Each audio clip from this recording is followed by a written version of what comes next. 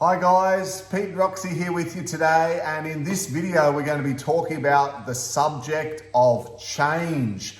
How do you feel about change? We're going to explore that today in this time of the Great Awakening.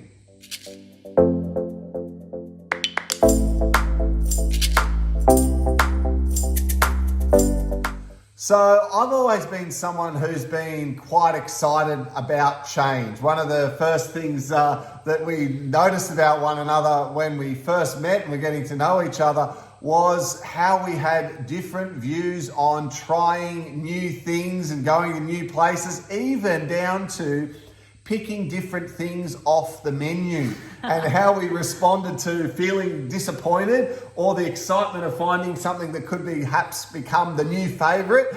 But it was all about change from the normal. And that's what we're talking about today, right? Yeah, and when Pete and I met, he was an entrepreneur. So he was living a different lifestyle, a different upbringing as well. His parents also worked for themselves. They had to go out and find work. They didn't go to a 9-to-5 job, and their lifestyle was very different. They went on spontaneous holidays. They did different trips. They went to nature walks in the afternoon, and all different things weave through your childhood. But for me, it was very controlled. It was a controlled environment. The male went to work, the mother stayed home with the children. We went and did our breakfast at this time. We had morning tea at this time, and it was very structured through the day. Went to school, went to high school, get a job when you finish school. Very structured, the 9-to-5. In terms of food and going out, we didn't have a lot of money, so we would stay home, and there was always tradition at the table. So very controlled environment that I was brought up in. And when we met, we would go on hot dates, and we'd go out to get some Thai. And I would only ever order the satay chicken. And Pete would say, why don't you try anything else on the menu? And I said, no, I like that one. And he goes, well, have you ever tried anything else? And I'm like, no. And so for me, to see Pete's life, and I was so structured. I was in a 9-to-5 job. I thought that was stable. I thought I had to have control over my life. And I was waking up to Pete's lifestyle, which was change and spontaneous and different. And since being awakened and waking up to, my fears and worries and all of my self-limiting beliefs, I realized that I had a lot of control issues. So I had to control my life, and that's when I felt comfortable. So anything outside of my comfort zone, I would get anxious, scared, worry, fear, and all these emotions would come for me. So I had to break through those and release myself from the chains of the controlled environment, which we are talking about today, because so many of us live in control. Like today's society is very much a controlled lifestyle. Like it's like the Truman Show. Like we all are, now kind of living in a controlled environment. We watch TV, the media tells us what we want to hear. We don't question anything. We just take the information and believe what the new trends are, what food we should eat. We're not really doing anything for ourselves in the old. But in the new, an awakened soul, in the Great Awakening, it's time for us to transition into this questioning, to this moving out of our comfort zone and start finding truths for ourselves. And I think that comes down to, guys, we all grasp this point. If you're here on this channel, if you're watching this video, you're probably at that point where you realize that happiness and fulfillment and the real purpose of life isn't outside yourself. It's not going to occur when things outside you change. It's when things inside you change, when you explore what is within and you learn to heal and to tap into the untapped potential and the connection that is within ourselves. That is when our outside environment then changes and the way we look at things change. And that very famous saying, the things that you notice and the things that you're picking up on all shift when you change the way you see yourself. And what we're talking about here today is right now at this moment, there is a lot unsure going on in the world. There is a lot of uncertainty. People are being thrown out of their stable. They're kind of knocked off their comfort zone. And it's interesting to see how people are handling this. Some people are going to anger. It's not right. We need to do something. More needs to be done. Other people are going to fear. A big thing here in Australia is that whenever there is a bad announcement on the news, or there's a COVID lockdown or something of that nature, all the toilet paper gets taken off the shelves. And I was watching a psychologist. Oh my God, I won't be able to wipe my bottom. And they had a psychologist on the other day, like giving their official opinion on why, when there is bad news, do people rush to toilet paper as being the most. It's not batteries, it's not, rice or long life milk or whatever you'd guess people would buy. It's toilet paper.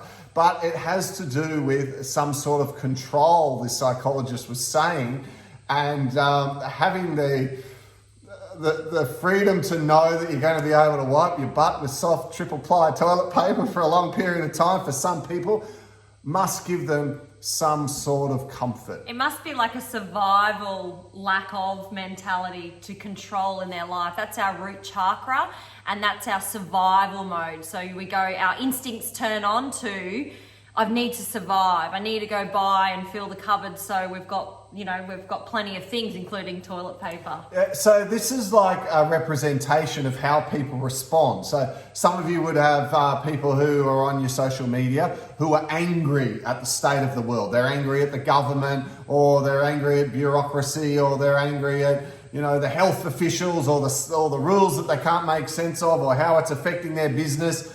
You see the people who are scared and who are rushing around, doing everything they can to make sure they stay healthy.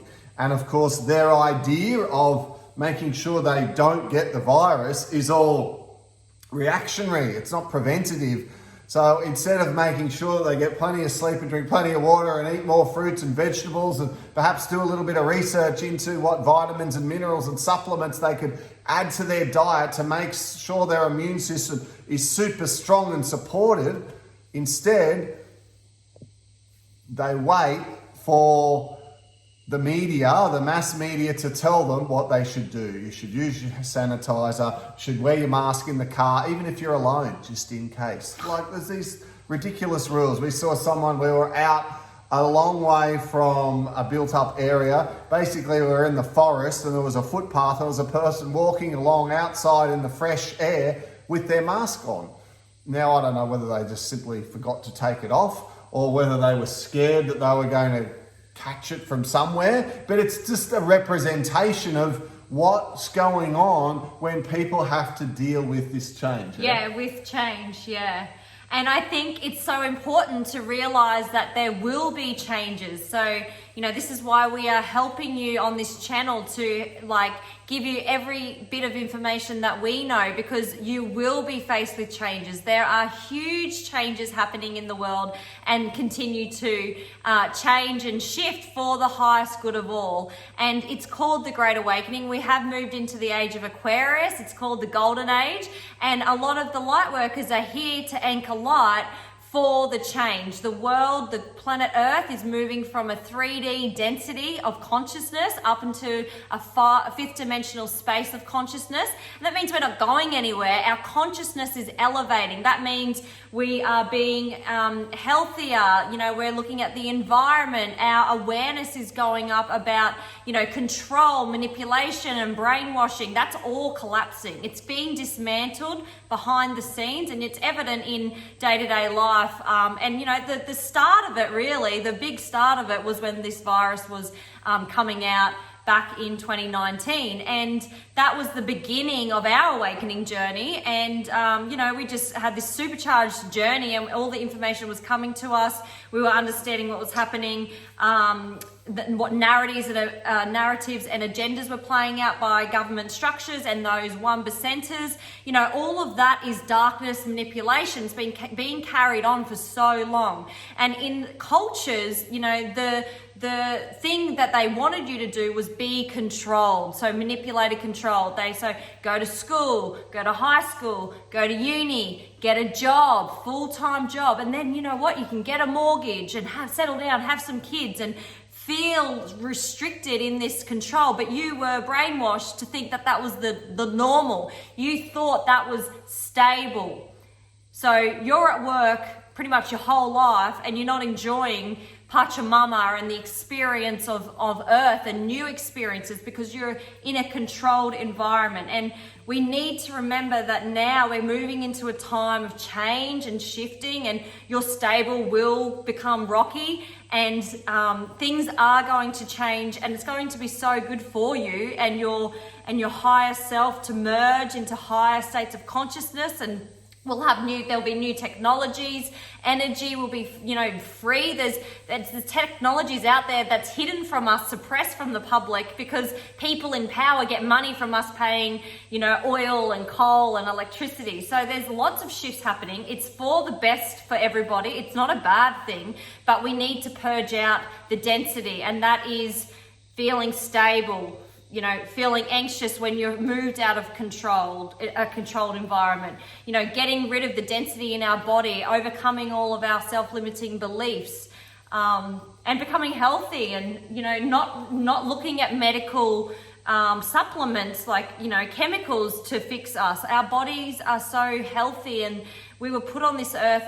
We are healing beings. We can send energy to heal and set intentions to heal within ourselves, and this is all suppressed from us. And in the Great Awakening, we will find that these things will come up and surface, and knowledge will be it'll come more and more relevant, and hopefully the media will start talking about it as well, right? And just switch if you want to elevate your consciousness, a simple way to do it is to change what you're feeding into your physical body, change what you're feeding into your mental body. So every time you're watching something, reading something, or you're around it, ask yourself, is it good, clean, powerful, positive?